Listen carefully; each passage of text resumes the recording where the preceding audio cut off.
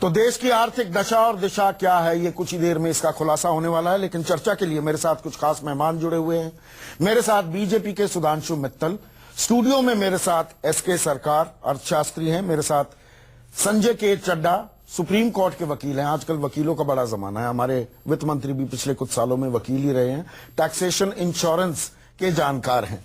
मेरे साथ हमारे कंसल्टिंग एडिटर सतीश के सिंह हैं, मेरे साथ राजेश रापरिया हैं, वरिष्ठ पत्रकार हैं, इकोनॉमी को लगातार ट्रैक करते हैं। और यहां पर खास बात यह है कि 6 जो हम लोग बैठे हैं चर्चा कर रहे हैं, इनमें से 3 एसआरसीसी के हैं, Shri Ram college of commerce के, सुधांशु मित्तल, संजय चड्डा और मैं। और आज हमारे वित्त मंत्री जो आर्थिक सर्वे पेश करने वाले हैं वो भी एसआरसीसी के ही पास आउट हैं।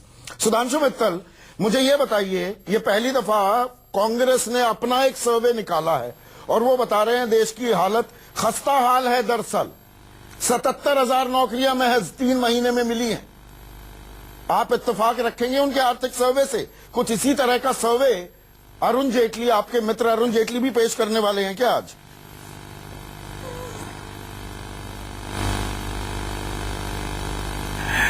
संदीप जी, कांग्रेस प्रतिपक्ष में है, वो जनता की जो स्वीकृति है उसकी खिलाफत कर रही है।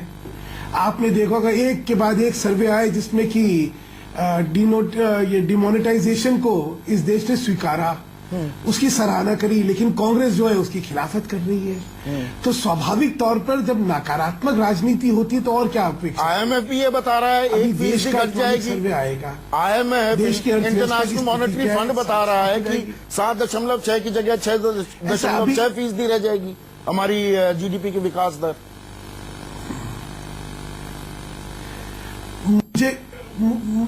मुझे कहना है कि जो कयासे हैं उन पे चर्चा करके टिप्पणी करना मेरे को लगता है कोई फायदा ही नहीं होगा। अच्छा, जो हिंदुस्तान की सरकार पूरे आंकड़े लेके आती है और उन आंकड़ों को पेश करके जो स्थिति है वो सामने रखती है, शायद उसको देख के चर्चा करेंगे तो अच्छा रहेगा। कोई कहेगा कि भाई ये नहीं है, मैं कहूंगा नहीं ये ज्यादा है, तो तर्क चलेगा जिसके पीछे कोई तथ्य नहीं होंगे। तो तथ्यों पे चर्चा होती है। नहीं, तथ्यों पर बता दीजिए। आपके बिजनेस वर्ल्ड में, कारोबार में बहुत सारे संबंध हैं। सुधांशु मित्तल, आपके मित्र आकर क्या बताते हैं? विकास की रफ्तार बनी हुई है या धीमी हुई है? ग्राउंड से क्या रिपोर्ट मिलती है आपको? इस समय ये संदीप जी, आप तो खुद श्रीराम कॉलेज से पढ़े हुए हैं और व्यवसाय और वित्त जगत को बहुत अच्छी तरह जानते हैं। यहाँ पे शेयर मार्केट का क्या होता है, नीचे की नौकरियों को क्या होता है, इनमें कोई तालमेल आपस में नहीं होता। मैं शेयर बाजार की बात नहीं कर रहा। स्पष्ट सा है कि इस देश की अर्थव्यवस्था को ठीक करने के लिए जो साहसिक कदम उठाए गए हैं, उनसे क्या हमारी अर्थव्यवस्था पे विपरीत प्रभाव पड़ा है या अच्छा प्रभाव पड़ा है, ये अभी स्पष्ट हो जाएगा जब इकोनॉमिक सर्वे आएगा और उसमें सारे तथ्य सामने आएंगे तो स्पष्ट हो जाएगा। उसमें हाथ कंगन को आरसी क्या, पढ़े लिखे को फारसी क्या। सतीश, प्रश्न फिर आपसे एक चीज कहना चाहता हूं जी, इस सारे परिप्रेक्ष्य में जब हम सबका मूल्यांकन करते हैं तो इतना बड़ा साहसिक कदम जो अर्थव्यवस्था में पारदर्शिता को लाने के लिए और सुदृढ़ करने के लिए और एक स्थायी अर्थव्यवस्था को बनाने के लिए जो करा गया है और जिसकी स्वीकृति हिंदुस्तान की जनता ने, चाहे तमिलनाडु की हो, चाहे कश्मीर की हो, चाहे कहीं की हो, across the board, across the country, 50 दिन की परेशानी का हमें मिला क्या? इसका कितना नकारात्मक 50 दिन की परेशानी में हमें मिला क्या, ये अभी तक सरकार ने नहीं बताया है। लेकिन सतीश के सिंह, आप वरिष्ठ पत्रकार हैं, आप लगातार ट्रैक करते हैं इकोनॉमिक पॉलिसीज को सरकार की। एक मिनट सुधांशु जी, अब सतीश के सिंह की बारी। मुझे ये बताइए, राष्ट्रपति का अभिभाषण होगा, आखिरी अभिभाषण शायद प्रणब मुखर्जी का, और फिर वित्त मंत्री आर्थिक सर्वे पेश करने वाले हैं। किन चीजों पर आपकी निगाह होगी? 3 बड़ी बातें। देखिए, एक होता है कि अच्छी चीजें क्या होगी, एक क्या है कि बुरी चीजें क्या है। अच्छी चीज में क्या मेरे ख्याल से होना चाहिए कि जो आपका महंगाई दर है वो कम रहने वाला है। ये पिछले साल भी था और इस साल भी है, और इसके कई कारण हो सकते हैं। कई लोग कहेंगे कि ये तो इकोनॉमिक एक्टिविटी नहीं है, डिमांड नहीं है, तो इन्फ्लेशन कम होगा।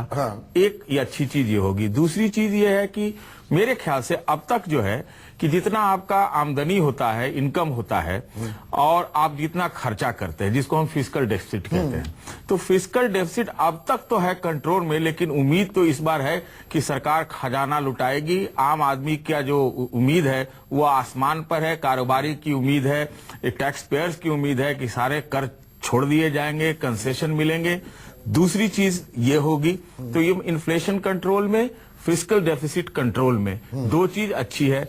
तीसरी चीज आप देखिए कि 2016 के जनवरी में जो तेल का इंटरनेशनल दाम था वो सबसे कम स्तर पे था, और लगभग उसकी अब दुगनी हो गई है। तो जो फॉरेक्स का मामला है, चाहे आपका करंट अकाउंट डेफिसिट जिसमें हम ट्रेड बैलेंस की बात करते हैं, वो उसकी स्थिति थोड़ा देखने लायक चीज होगी। ये अब तक कंट्रोल में था, शायद अब थोड़ा कंट्रोल। और चौथी चीज जो हम देखेंगे वो ये देखेंगे कि जैसे ये जो है, अब देख ट्रम्पोमेनिया जो चल रहा है, जो ट्रम्प की दीवार है, ट्रम्प की दीवार सिर्फ वो मुसलमानों के लिए, 7 देशों के लिए नहीं है। वो ट्रम्प की दीवार सबसे ज्यादा खतरनाक है आपके सर्विस सेक्टर के लिए, जिसका 60% सेक्टर के लिए 60% इनका जो आईटी है वो ये यूएस में एक्सपोर्ट होता है। तो कहाँ H1B वीजा का होता है, कितनी नौकरियां जाती हैं, कितनी उससे अर्निंग पे इफेक्ट पड़ता है, क्या ट्रंप की दीवार में कौन से टैरिफ बॉल और प्रोटेक्शनिस्ट ये है, और ट्रंप की इन आर्थिक नीतियों के चलते डॉलर कितना मजबूत होता है और रुपए का उस पर क्या असर पड़ेगा। एक ही, हाँ जी, वो तो है ही, रुपये का पर असर तो कमजोर होना है। क्योंकि पिछले साल भी आर्थिक सर्वेक्षण में कहा गया था कि रुपया को मजबूत होना जरूरी है, लेकिन नहीं हो पाएगा। रीजन कि अगर ट्रंप की इकोनॉमिक पॉलिसी जिस तरह से दिखाई पड़ रही है, उसमें वहां का जो फेडरेट है उसका बढ़ना तय है, और जब फेडरेट बढ़ेगा तो आपके यहाँ इन्वेस्टमेंट में कमी आ सकती है, लोग यहाँ से वाले भी पैसा लगाने उधर ही जाएंगे, यहाँ क्यों आएंगे। तो ये सारी चुनौतियां। छोटा सा ब्रेक ले लेते हैं। ब्रेक के बाद राजेश रापरिया, एसके सरकार और संजय चड्डा क्या उम्मीद लगाए बैठे हैं, क्या आकलन कर रहे हैं आने वाले इकोनॉमिक सर्वे का। ब्रेक के बाद उनसे कमेंट्स।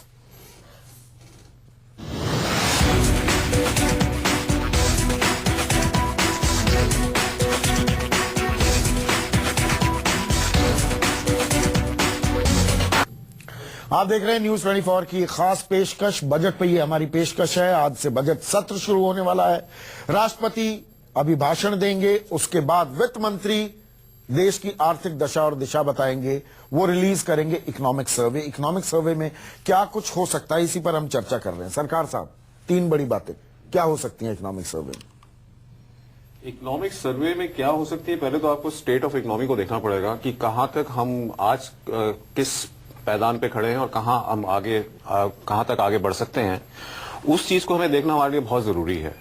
ये कहना कि महंगाई कम हो गई है, मैं थोड़ा सा इस पे मेरा विचार थोड़ा सा अलग है। वो इसलिए क्योंकि जो कमोडिटीज इंडेक्स वगैरह अगर आप देखें तो वो 2004 से अगर आप 2016 को कंपेयर करेंगे तो वो काफी नीचे आ गया है, तो उससे भी जो है आपको फर्क पड़ा है। मैं विकास दर में ज्यादा दिलचस्पी है, वो कितना अहम होगा आंकड़ा।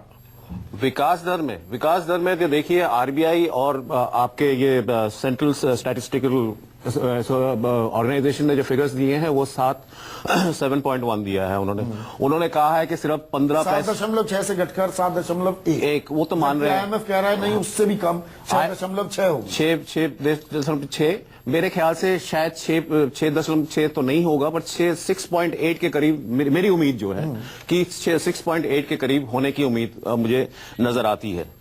सबसे बड़ी बात यह है कि जब भी आप ये है कि आप एक जो हम करीब 70 साल हमें हो गए हैं आजादी मिले हुए, इस वक्त हमें थोड़ा सा मैच्योरिटी दिखाना चाहिए। मैच्योरिटी इसका ऐसे दिखाना चाहिए कि हमारी पॉलिसीज में थोड़ी सी कंसिस्टेंसी, थोड़ी सी स्थिरता आना हमारे लिए बहुत जरूरी है। हम ये जो बीच बीच में टैक्स के एलिमेंट्स ले आते हैं, जैसे आपने अगर आप देखें नवंबर 14 से लेकर जनवरी 16 तक 9 दफा आपने जो है एक्साइज ड्यूटी बढ़ा दी पेट्रोल और डीजल पे, क्योंकि प्राइसेस जो कम हुए उसका फायदा आपने तो दिया नहीं। आज उसका अगर आप रिवर्स आप चलेंगे क्या, वो आप नहीं चलने वाले हैं। तो ये चीजें, ये बीच बीच में जो आप करके उसको आप फिस्कल डेफिसिट को मीट करते हैं 3.5 3.9, ये चीजें जो है मेरे हिसाब से सही नहीं है। आपका जो है, आपका इतना, आप लीडर के नाते, आप नेता के नाते आपको इतना दूरदर्शक बनना पड़ेगा कि अगले 12 महीने में क्या होने वाला है उसके हिसाब से आप चलें। अगर आपके बीच में कोई आपको एक्स्ट्रा टैक्सेस मिलते हैं, जैसे IDS 2 की बात हो रही है जो पहले बजट में नहीं था, खत्म करना होगा जी, तो वो उसके लिए आप अलग से एक फंड बनाइए और उस फंड को जो है उसका यूटिलाइजेशन आप बिल्कुल अलग से करिए, उस बजट के साथ उसको मत जोड़िए।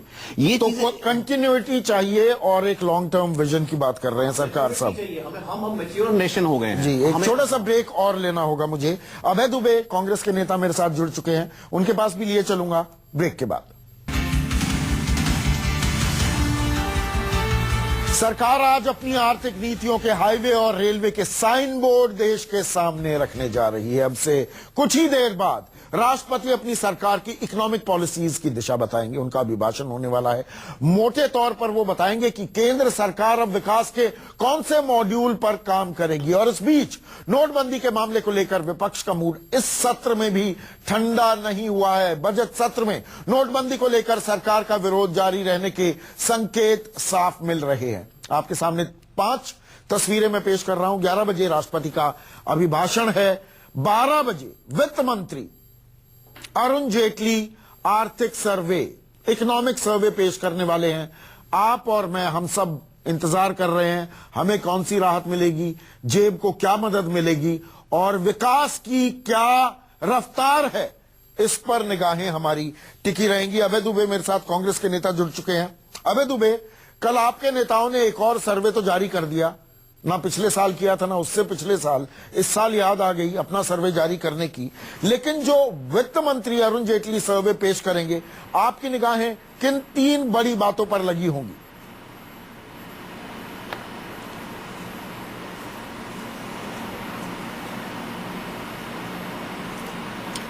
देखिए, हमने जो सर्वे पेश किया है वो सरकार से ही डेटा लेकर किया, हमने अपनी तरफ से उसको कोई जनरेट नहीं किया।